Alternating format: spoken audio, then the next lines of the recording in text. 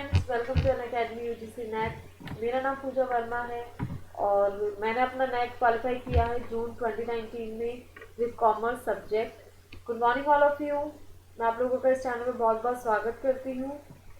और अब मैं आपको बता दूं कि जैसा कि आप लोगों को पता है कि हम यहाँ पे नेट की क्लासेस लेके आ रहे हैं आप लोगों के लिए, पेपर 1 और पेपर 2 बोथ। और पेपर 1 में मैं आप लोगों को यूनिट फर्स्ट पढ़ाने वाली जो कि हमारी होगी टीचिंग एप्टीट्यूड। इससे पहले मैं आप लोगों को नेट के बारे में थोड़ी जानकारी दे देती हूँ कि नेट आखिर होता क्या है और नेट की क्या वेटेज रखते हैं, टॉपिक्स वगैरह किस तरह हमें किस स्ट्रैटेजी के साथ उसे फॉलो करना होगा और किस डेडिकेशन से हमें ये क्लासेस लेनी है और कैसे फॉलो करना है, जो पैटर्न हमारा रहेगा पढ़ने का, ये सब मैं आपको बताने वाली हूँ। इससे पहले मैं आपको बेसिक अभी नेट के बारे में वैसे काफ़ी बच्चों को काफ़ी नॉलेज है कि नेट आखिर कितने सब्जेक्ट होते हैं, सभी को पता है। फिर दो सब्जेक्ट में दो पार्ट्स में होता है ये, पेपर 1 एंड पेपर 2। पेपर 1 हमारा कॉमन टॉपिक होता है सभी कोर्सेज के लिए और पेपर 2 हमारा सब्जेक्टिव पेपर होता है, टेक्निकल पेपर होता है जो कि सभी का अलग अलग होता है अपने सब्जेक्ट के अकॉर्डिंग। पेपर 1 जो कि कॉमन टॉपिक है उसमें मैं आप लोगों को यूनिट 1 पढ़ाऊंगी जिसमें 10 यूनिट्स है, सबका वेटेज इक्वल है, 5 मार्क्स हर यूनिट से आने वाले हैं, 5 क्वेश्चन हर यूनिट से आने वाले हैं।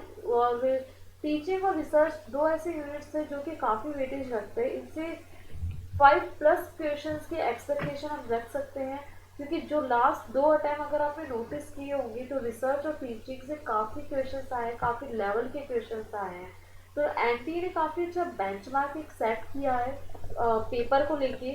सीबीएसई का पैटर्न से एनटी का पैटर्न काफ़ी डिफरेंट है। जैसा कि आप लोगों को पता ही होगा कि एनटी पहले जो ये पेपर था वो सीबीएसई कंडक्ट करवाता था, बट नाउ डेज एनटीए ये पेपर कंडक्ट करवाता है और एनटी काफ़ी अपने कोर्सेज के लिए टफ माना जाता है। एनटीए ने काफ़ी अच्छा बेंचमार्क एक सेट किया है। ये इंटेलेक्चुअल कैपेबिलिटी को आपकी टेस्ट करने की कोशिश करता है, आप किस सिचुएशन में किस पॉजिटिव एटीट्यूड के साथ आप रिएक्ट करते हैं, ये वो टेस्ट करना चाहता है एनटीए। तो हम लोग इसी बारे में बात करेंगे। मैंने आपको एक ब्रीफ तो दे ही दिया। नेट आपके कहाँ कहाँ काम आ सकता है मैं बता देती हूँ। अगर आप हायर स्टडीज़ में जाना चाहते हैं तो आपके लिए जेआरएफ क्वालिफाई करने से आपको बहुत बेनिफिट होगा। जेआरएफ क्वालिफाई करने से आपको रिसर्च फील्ड में अगर आप जाते हैं, एकेडमिक्स में आप जाते हैं तो आपको स्कॉलरशिप मिलती है, प्लस आपको वेटेज मिलता है। एंट्रेंस एग्ज़ाम क्वालिफाई करने में आपको जेआरएफ का वेटेज मिलता है और अगर आप का एनरोल हो जाते हैं तो आपको स्कॉलरशिप गवर्नमेंट की तरफ से मिलती है जो कि काफ़ी एक अच्छा अमाउंट है। इसके साथ ही अगर आप किसी भी कॉलेज या यूनिवर्सिटी में एज ए असिस्टेंट प्रोफेसर लगना चाहते हैं तो आपके लिए लीस्ट जो क्वालिफाइड डिग्री है वो है नेट। नेट अगर आपके पास नहीं है तो आप असिस्टेंट प्रोफेसर के लिए अप्लाई नहीं कर सकते हैं। इसके साथ ही कई मल्टीनेशनल कंपनीज भी है जो नेट को कंसिडर करती है। इसके साथ ही नेट में काफ़ी अच्छा स्कोप है। नाउडेज ये लोगों के अंदर अभी नया कोर्स है, पहले ये काफ़ी अनटच रहा हुआ है, बट नाउडेज ये कोर्स काफ़ी ज़्यादा नोटिस किया जाने लगा है from the teachers perspective and from the student perspective. एक हवा क्रिएट किया गया है कि जो नेट है वो काफ़ी टफ है, बट ये टफ होने का रीज़न इसका पैटर्न या पेपर ऐसा कुछ नहीं है, बस ये लैंडी कोर्स है जो कि टाइम पे हमारा कंप्लीट नहीं हो पाता, टाइम पे वाइंड अप नहीं हो पाता और टाइम से हम चीज़ें कर नहीं पाते हैं। बट अगर आप एक प्रॉपर स्ट्रैटेजी के साथ चलेंगे, प्रॉपर हर चीज़ को मैनेज करते हुए चलेंगे तो ये कोर्स आप टाइम पे फॉर श्योर आप कर सकते हैं। फॉर एग्जाम्पल अगर पेपर 1 की बात करें तो उसमें 10 यूनिट्स है और 10 यूनिट्स काफ़ी अच्छा वेटेज रखते हैं, हर यूनिट से क्वेश्चन तो आते ही आते हैं, बट रिसर्च और टीचिंग ऐसे दो यूनिट्स है जहाँ से ज़्यादा क्वेश्चन आने के चांसेस होते हैं और काफ़ी इंटेलेक्चुअल क्वेश्चन आते हैं, टू द पॉइंट क्वेश्चन नहीं होते हैं गाइस। आप लोगों को बता रही हूँ अब वो बुकिश पैटर्न अब आउट हो चुका है। अब जो पैटर्न फॉलो किया जा रहा है वो एक इंटेलेक्चुअल कैपेबिलिटी को लेके किया जा रहा है, एक पॉजिटिव एटीट्यूड को लेके किया जा रहा है। आपको ऑप्शंस में ऐसे ऑप्शन भी मिलेंगे जो आपको नेगेटिव दिखेंगे, यानी वो नेगेटिव साउंड करेंगे, नेगेटिव इम्पैक्ट उस सिचुएशन पे डालेंगे, बट हमें पॉजिटिव एटीट्यूड के साथ उस क्वेश्चंस को अटेम्प्ट करना है कि हम एक पॉजिटिव व्यू रख के पॉजिटिव एटीट्यूड लेके उस क्वेश्चंस को कैसे क्रैक करते हैं। और इसके साथ ही हमारी स्ट्रेटजी होगी कि हम लोग ज़्यादा से ज़्यादा क्वेश्चंस करें, ज़्यादा से ज़्यादा एक अंडरस्टैंडिंग डेवलप करें सब्जेक्ट को लेके। उसके साथ ही हम लोग कोशिश करेंगे कि आपके सभी डाउट्स को मैं क्लियर कर पाऊँ। आज की क्लास सिर्फ इंट्रोडक्टरी क्लास होने वाली है, इसमें हम ज़्यादा कुछ टिपिकल या लेंथी चीज़ों पे नहीं जाएंगे, सिर्फ एक हल्का फुल्का इस टॉपिक का इंट्रो लेंगे, जिसके अंदर मैं आप लोगों को टीचिंग एप्टीट्यूड का सिर्फ इंट्रोडक्शन दूंगी। फॉर एग्जाम्पल मैं आप लोगों को इसके कैरेक्टरिस्टिक्स, नेचर, मीनिंग ये सब बताने की कोशिश करूँगी ताकि मैं आपके लिए एक बेस डेवलप कर सकूँ। अगर आपकी किसी भी चीज़ का बेस डेवलप नहीं होगा तब तक आप उस चीज़ को रिलेट नहीं कर सकते, उस चीज़ को क्रैक नहीं कर सकते। तो हमारा यही है, मोटिव है कि हम चीज़ों को अंडरस्टैंड करते हुए, बेसिक से समझते हुए हम लोग आगे मूव ऑन करेंगे। फ्रॉम कहते हैं ना, फ्रॉम अननोन टू नोन हम मूव करेंगे। और इसके साथ ही हम लोग समझने की कोशिश करेंगे कि ये पैटर्न क्या है, क्या स्ट्रैटेजी हमें और फॉलो करनी चाहिए, ये सब कुछ हम लोग करेंगे। इसके बाद हम लोग अब हमारे आगे चलते हैं, जो कि हमारे टीचिंग एप्टीट्यूड जो टॉपिक है उसकी तरफ हम मूव ऑन करते हैं। जो कि हम आज डिस्कस करने वाले टॉपिक्स हैं वो मैं आपको बता देती हूँ, एक ब्रीफ दे देती हूँ जो टॉपिक्स हम आज डिस्कस करने वाले हैं। सबसे पहला टॉपिक होगा हमारा meaning of teaching aptitude. Second जो टॉपिक मैं लूँगी वो आपका लूँगी नेचर ऑफ टीचिंग। थर्ड जो टॉपिक लूँगी वो मैं लूँगी आपका ऑब्जेक्टिव्स ऑफ टीचिंग। फोर्थ होगा हमारा कैरेक्टरिस्टिक्स ऑफ टीचिंग। एंड जो लास्ट टॉपिक हम लेंगे वो होगा हमारा basic requirements for a good teacher. तो ये सारे टॉपिक्स आपके ज़्यादा वेटेज नहीं रखते हैं। हाँ, इनसे एक क्वेश्चन आ सकता है फ्रॉम द मीनिंग ऑफ जो मतलब कैरेक्टरिस्टिक्स, ऑब्जेक्टिव्स, नेचर, इन सब का मिला के क्वेश्चन हो सकता है, जिसमें वो बेसिकली आपसे पूछ सकता है कि टीचिंग का मोटिव क्या है और टीचिंग किसका नेचर क्या है, या बेसिक सा क्वेश्चन हो सकता है। आने के चांसेस हैं, एक क्वेश्चन भी इसका वेटेज है, बट इतना कोई इम्पोर्टेंट सेक्शन नहीं है ये। तो मूव ऑन करते हैं हम अपने फर्स्ट टॉपिक की तरफ, जो कि हमारा है मीनिंग ऑफ टीचिंग एप्टीट्यूड। तो सबसे पहले हम समझने की कोशिश करते हैं what is teaching aptitude. Teaching, जैसा कि आप लोगों को पता है कि किसी को सिखाना ही टीचिंग होता है। हम किसी को कुछ भी सिखाते हैं वो टीचिंग ही होती है। तो teaching is a systematic activity in which the learner is given an appropriate environment so that there is a change in behaviour. Teaching का अल्टीमेट मोटिव होता है किसी के बिहेवियर को मॉडिफाई करना, किसी के बिहेवियर को चेंज करना। जब जब अगर आपके पढ़ाने से या आपके किसी को सिखाने से अगर किसी का बिहेवियर मॉडिफाई नहीं हो पाता तो वो इफ़ेक्टिव टीचिंग नहीं होती, वो इनइफेक्टिव टीचिंग होती है। तो टीचिंग को इफ़ेक्टिव बनाने के लिए सामने वाले का बिहेवियर मॉडिफाई होना बहुत ज़रूरी है। इसके साथ ही सिस्टमैटिक एक्टिविटीज। सिस्टमैटिक कैसे है, हमें एक सिस्टम को फॉलो करना होता है। किसी को हार्शली या दबाव डाल के कुछ सिखा नहीं सकते, हमें उन्हें उसके सामने वाले के लेवल के अकॉर्डिंग हमें उसे सिखाना होता है। अगर होता है ना, किसी का स्पीड स्लो होता है, किसी का फास्ट होता है, किसी की कैचिंग पावर काफ़ी अच्छी होती है, किसी की नहीं होती है। तो हमें उन सबको एक कोरिलेट करते हुए हमें अपनी टीचिंग को आगे बढ़ाना होता है।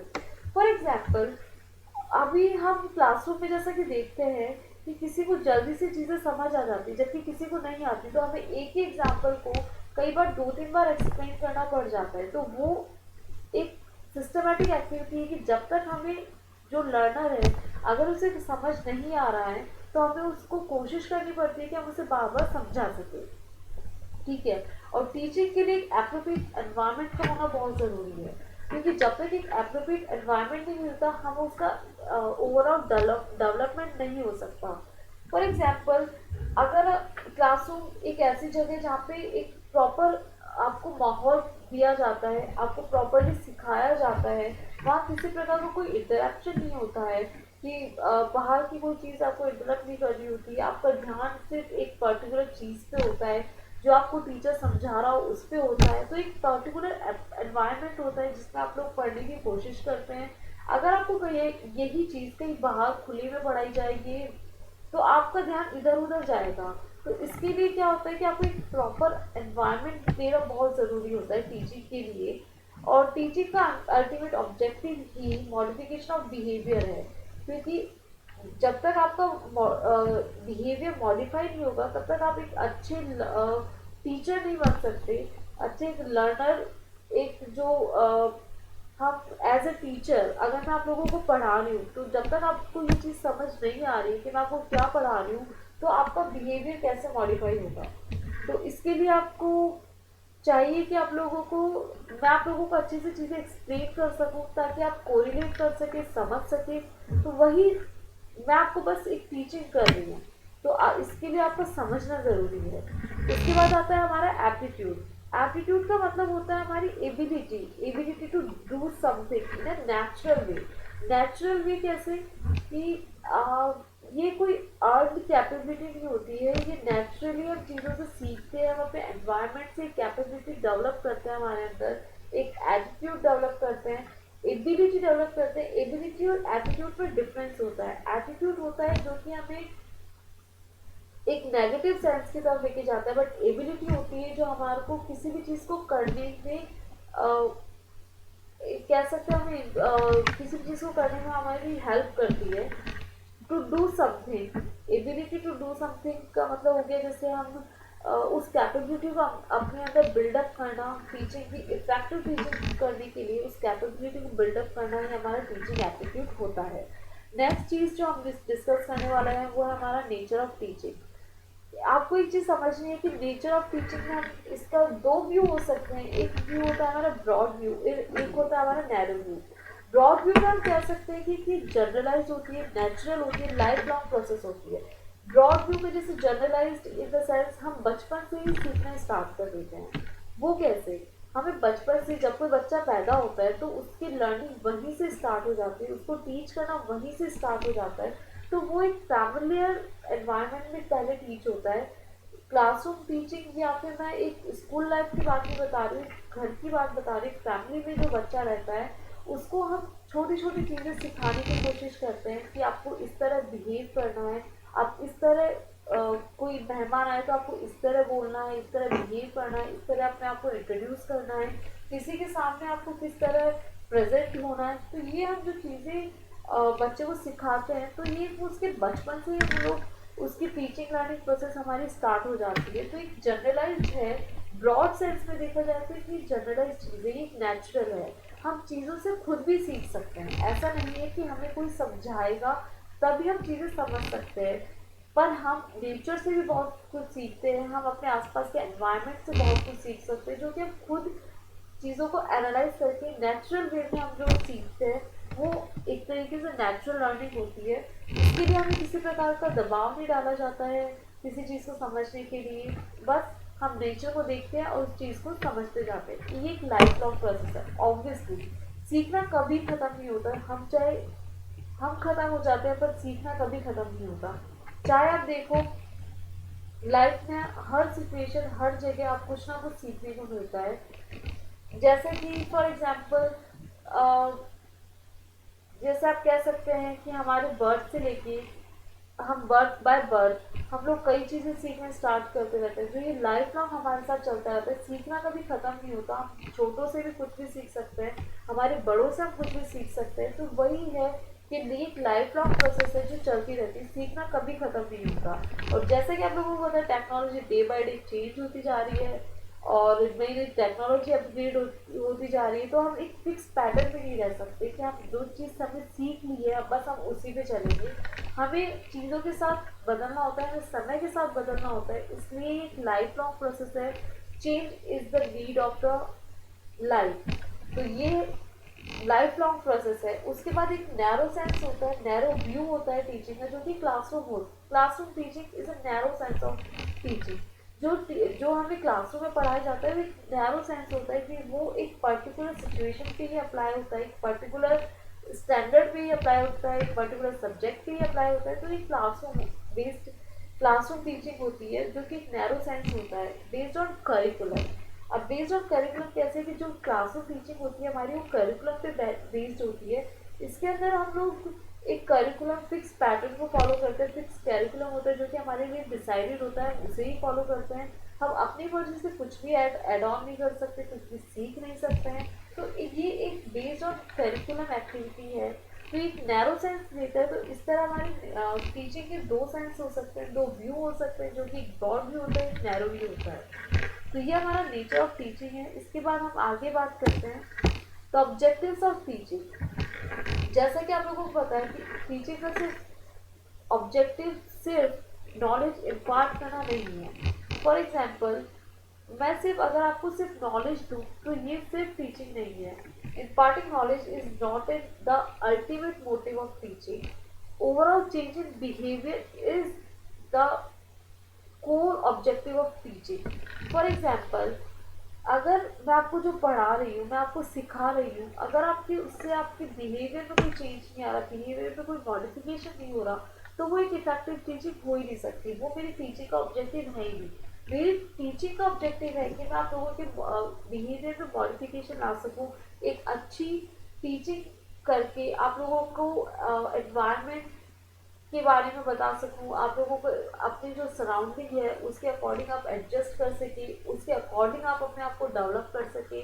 जिस सोसाइटी में आप लोग रहते हैं उस सोसाइटी के अकॉर्डिंग आप अपना थॉट प्रोसेस लाए, अपने ऑब्जेक्टिव सेट करें, अपना बिहेवियर सेट करें, उस अकॉर्डिंग आप एक आइडियल पर्सन बनने की कोशिश करें। तो ये ओवरऑल पर्सनैलिटी डेवलप करने की प्रोसेस है टीचिंग। हम देखते हैं कि जो आज के जो करिकुलम सेट किए जाते हैं उनमें एक्टिविटीज़ काफ़ी डाली जाती है ताकि बच्चे का जजमेंटल जो कैपेसिटी है वो अच्छी बिल्डअप हो सके। उसके साथ ही जजमेंट लेने की कैपेसिटी बिल्डअप होगी, तो वो बेटर डिसीजन ले सकता है अपने आप को लेके, अपनी फैमिली को लेके, अपने फ्यूचर को लेके। तो ये ओवरऑल चेंज करने की कोशिश करते हैं। तो फर्स्ट पॉइंट जो कि हमारा ऑब्जेक्टिव्स ऑफ टीचिंग है, it is not only to impart knowledge. Obviously सिर्फ नॉलेज देना या सिर्फ सब्जेक्ट नॉलेज देना हमारा मोटिव नहीं होता, टीचिंग का मोटिव नहीं होता। सिर्फ नॉलेज इम्पार्ट करना टीचिंग का मोटिव नहीं है। Overall change in behaviour is the motive of the teaching. Okay, to develop qualities like better leader, team player. जैसे कि मैं आप लोगों को टीच कर रही हूँ, तो आप में मैं कोशिश करूँगी कि एक बेटर लीडर आपके अंदर बिल्डअप हो, एक टीम प्लेयर आप बन सके कि टीम के साथ आपको कैसे काम करना चाहिए, एक लीडर की तरह आप लोगों में क्या क्वालिटीज़ होनी चाहिए, हाउ कैन यू लीड, और एज ए लीडर आप कैसे डिसीजंस ले सकते हैं, किस क्राइसिस सिचुएशन में आपका क्या रिएक्शन हो सकता है चीज़ों को लेके। तो ये चीज़ें बिल्डअप करना ही टीचिंग का ऑब्जेक्टिव होता है कि आप किसी भी सिचुएशन में आपका जो वे होता है, आपका थॉट प्रोसेस होती है, आपके माइंड में क्या थॉट आते हैं, उसके अकॉर्डिंग आप लोग कैसे रिएक्ट करते हैं। पॉजिटिव वे में आप रिएक्ट करते हैं, नेगेटिव वे में रिएक्ट करते हैं। तो यही एक टीचिंग का मेन ऑब्जेक्टिव है। इसके अलावा टीम प्लेयर कि आप लोगों को एक साथ मिल के कैसे काम करना है, आप किसी के साथ एक टीम बना के आप कैसे काम करते हैं, आप टीम में पॉजिटिविटी कैसे ला सकते हैं, आपका किसी भी गोल की तरफ क्या अप्रोच हो सकती है आपको अपनी टीम को लेके। तो यही सब बिल्डअप करना ही हमारा ऑब्जेक्टिव ऑफ टीचिंग में आता है। एक क्वेश्चन जो पूछा गया था यूजीसी नेट एग्जाम में, the most important appropriate meaning of teaching is, option A is acquisition of skills, option B is modification of behavior, option C is personal adjustment, and option D is inculcation of knowledge. So most appropriate meaning of teaching is the modification of behavior. Not only imparting knowledge but also to modify your behavior is the ultimate objective of teaching. तो इसका correct answer option number B होगा, जो कि हमारा है modification of behaviour. Next topic जो हम discuss करने वाले हैं वो है हमारा कैरेक्टरिस्टिक्स ऑफ टीचिंग। कैरेक्टरिस्टिक्स, आप किसी टीचिंग को आप कैसे कैरेक्टराइज कर सकते हैं, कैसे डिफाइन कर सकते हैं। तो ये होगा, ये इंटरैक्टिव सिस्टमैटिक एक्टिविटी है। ऑब्वियसली टीचिंग के अंदर हम आप लोगों की इंटरैक्टिव कैपेबिलिटी को डेवलप करने की कोशिश करते हैं कि आप चीज़ों से कैसे इंटरेक्चुअली कनेक्ट हो सकते हैं, या फिर चीज़ों को लेकर आप कैसे इंटरेक्चुअली सोच सकते हैं। तो ये चीज़ें हम लोग टीचिंग के अंदर पढ़ते हैं।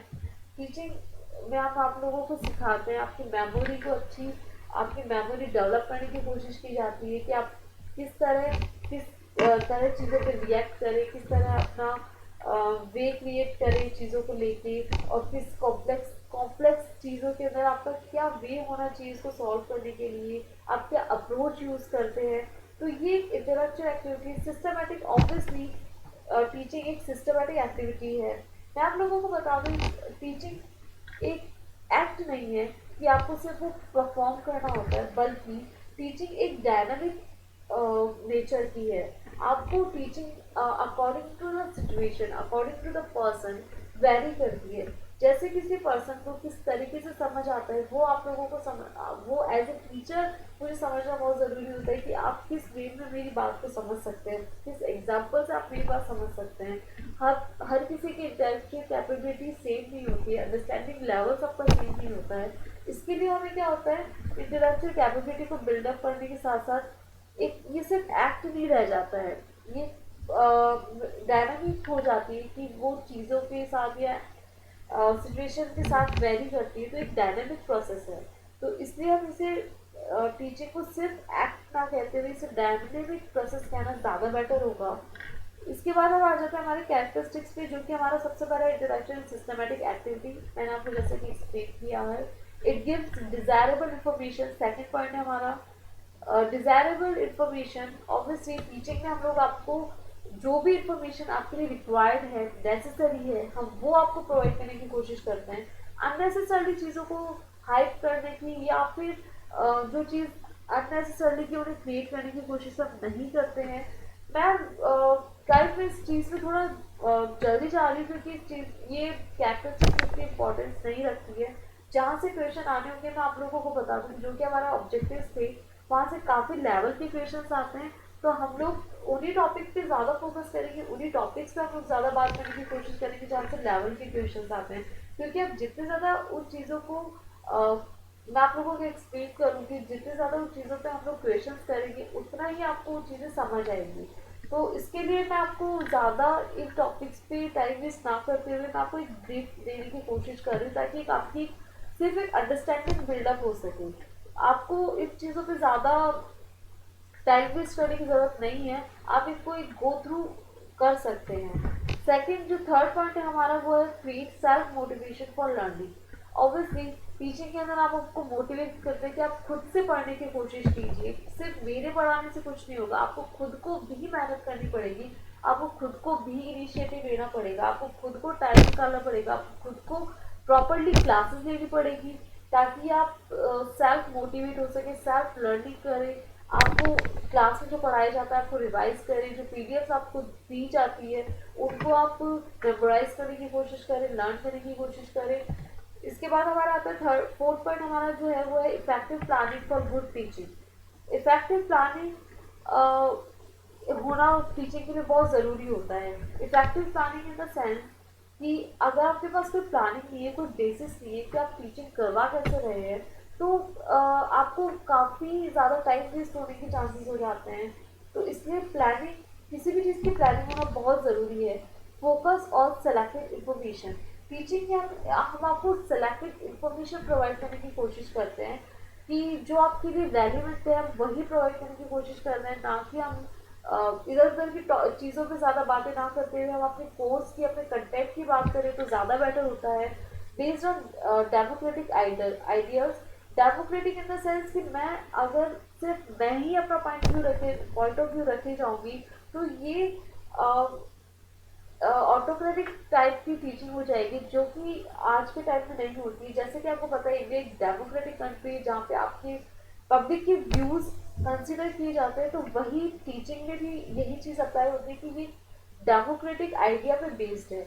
यहाँ पे लर्नर का पर्सपेक्टिव, लर्नर का ओपिनियन भी कंसिडर किया जाता है कि लर्नर आखिर टीचर से क्या चाहता है, वो किस तरह पढ़ना चाहता है, किस तरह अपने आइडियाज़ को मीट करना चाहता है, क्या उसके आइडियाज़ हैं, क्या है, तो उनको टीचिंग में इंटरप्रेट करके आप लोगों को पढ़ाया जाता है। इसके बाद ये डायरेक्शनल होती है टीचिंग। डायरेक्शनल होती है, एज अ टीचर मैं आपको सिर्फ डायरेक्ट कर सकती हूँ कि आप इस तरीके से अपनी स्टडीज़ कीजिए, इस तरीके से आप अपना नेट क्वालिफाई कर सकते हैं। नेट में कहाँ आपको डिफ़िकल्टी आ सकती है, नेट में आपको किस टॉपिक पे आपको ज़्यादा फोकस करने की ज़रूरत है, तो ये मैं आपको सिर्फ डायरेक्शन दे रही हूँ। मेहनत करना आपके हाथ के अंदर है, मैं आपको सिर्फ डायरेक्शन दे सकती हूँ, वो भी बेस्ट पॉसिबल वे में मैं आपको डायरेक्शन देने की कोशिश कर रही हूँ, जिससे आप लोगों को हर चीज़ अच्छे से समझ आए, हर चीज़ आपको कोरिलेट कर सके। तो ये एक डायरेक्शनल होती है टीचिंग।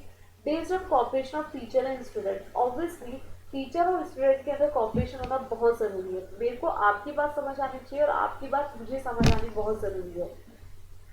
तो और इसके साथ ही it is progressive, day by day teaching teaching progress करती है। फॉर एग्जाम्पल अगर आप देखें तो एज अ टीचर मैं आप लोगों को from the unknown to known लेके जाने की कोशिश कर रही हूँ। बेस से मैं आपको टॉप की तरफ लेके जा रही हूँ। बेसिक पढ़ाते हुए मैं आपको अपर लेवल पे लेके जा रही हूँ, जहाँ से मैं आप लोगों को बताऊंगी कि आप लोगों को आपको किस तरह बेस क्लियर करते हुए और जो डिफ़िकल्ट जो चीज़ें हैं वो आप किस तरीके से समझ पा रहे हैं, किस तरीके से आपको समझा सकूँ मैं। तो मैं ये सारी कोशिश करती हूँ। तो ये प्रोग्रेसिव नेचर की होती है। उसके बाद जो हमारा टॉपिक आता है, जो कि हमारा लास्ट टॉपिक है इस वीडियो का, वो है हमारे basic requirements for a good teacher. तो गुड टीचर के लिए बेसिक रिक्वायरमेंट्स होनी चाहिए knowledge of subject matter. Obviously अगर किसी टीचर को सब्जेक्ट नॉलेज ही नहीं होगी तो आपको कैसे पढ़ा सकता है। तो इसलिए सब्जेक्ट की नॉलेज होना बहुत ज़रूरी है। इफेक्टिव डिसिप्लिन स्किल्स होनी ज़रूरी है। मैं आप लोगों को मैनेज कर पाऊँ इसलिए स्किल्स मेरे में होनी चाहिए। मैं आप लोगों को किस तरह अब ऑनलाइन मीडिया के अंदर मैं आपको देख नहीं सकती, बट मैं आपको मोटिवेट कर सकती हूँ पढ़ने के लिए। तो वही एक डिसिप्लिन क्रिएट करना भी हो जाता है। जस्ट फॉर एग्जाम्पल मैं आपको इफेक्टिवली पढ़ाने की कोशिश कर रही हूँ, तो आपको कंसंट्रेट हो रहा है कि नहीं मुझे पढ़ना है, मुझे ये नेट एग्ज़ाम क्लियर करना है। तो वही मैं एक लॉजिकल वे में या इंटेलेक्चुअल वे में डिसिप्लिन क्रिएट करने की कोशिश कर रही हूँ। उसके अलावा गुड कम्युनिकेशन स्किल, टीचर के अंदर गुड कम्युनिकेशन स्किल का होना बहुत ज़रूरी है। समहाउ आपकी टीचिंग प्रोसेस कम्युनिकेशन स्किल में बहुत हद तक डिपेंड करती है। फॉर एग्जाम्पल अगर मैं आपसे बेटर वे में कम्युनिकेट कर पा रही हूँ, आप मैं जिस लैंग्वेज जो मैं यूज़ कर रही हूँ वो अगर आपको अंडरस्टैंडेबल है, तो आप मेरी चीज़ों को अच्छे से समझ सकते हैं, अपनी मेरी चीज़ों को अच्छे से ग्रैस्प कर सकते हैं कि हाँ जो मैम कह रही है वो मुझे अच्छे से समझ आ रहा है। तो ये कम्युनिकेशन स्किल का होना बहुत ज़रूरी है। Engaging teaching style, different different style का यूज़ करना काफ़ी होता है, क्योंकि आजकल बच्चे बहुत जल्दी बोर हो जाते हैं चीज़ों से। तो उसके लिए हमें टीचिंग स्टाइल को ऐड करना होता है कि इनोवेटिव तरीके से हमें स्लाइड प्रिपेयर करनी होती है, इनोवेटिव तरीके से आप लोगों को चीज़ें एक्सप्लेन करनी होती है कि किस तरह आप चीज़ों को एक्सप्लेन करें कि आपको बेस्ट पॉसिबल वे में समझ आए और आप किसी भी प्रकार का आपको बोर फील ना हो कि नहीं यार क्लास समझ नहीं आई या जो भी है। क्योंकि टीचिंग स्टाइल ऐड करने से चीज़ें इनोवेटिव हो जाती है, वो आपके मेमोरी में इस तरीके से बिल्डअप होती है कि आप लोग चीज़ों को अच्छे से समझ पाते हैं। सो गाइस हमारी आज के टॉपिक थे ये सभी, जो कि मैंने आप लोगों को बता दिया है। इसके साथ ही मैं अपनी क्लास को वाइंड अप कर रही हूँ। पर मैं आपको बता दूं कि अब हम लोग अपने जो नेक्स्ट टॉपिक्स के लिए मूव ऑन कर रहे हैं वो काफ़ी डिफिकल्ट होने वाले, काफ़ी टफ होने वाले हैं। और इनका वेटेज पेपर के अंदर काफ़ी ज़्यादा होता है। जो टॉपिक्स मैं आपके लिए कल की क्लास में लेके आने वाली हूँ, और आपकी कल की क्लास का टाइमिंग सेम रहने वाला है 9 to 10 टीचिंग एप्टीट्यूड के लिए। उसके साथ ही मेरे कॉमर्स का बैच इवनिंग में होता है, जो आज से स्टार्ट होने वाला है, और उसका टाइमिंग होगा मेरा 6 to 7। जिस भी बच्चे को कॉमर्स का पढ़ना हो वो 6 to 7 इसी चैनल पे मुझे ज्वाइन कर सकता है। इवनिंग पे मैं अपना लेक्चर डालूंगी, आप लोग वहाँ से मेरा लेक्चर देख सकते हैं। और उसके अंदर में भी काफ़ी इनोवेटिव तरीके से आपको चीज़ें एक्सप्लेन करने की कोशिश करूँगी, जो कि सब्जेक्टिव पेपर है, कॉमन पेपर नहीं है। Thank you guys, thank you every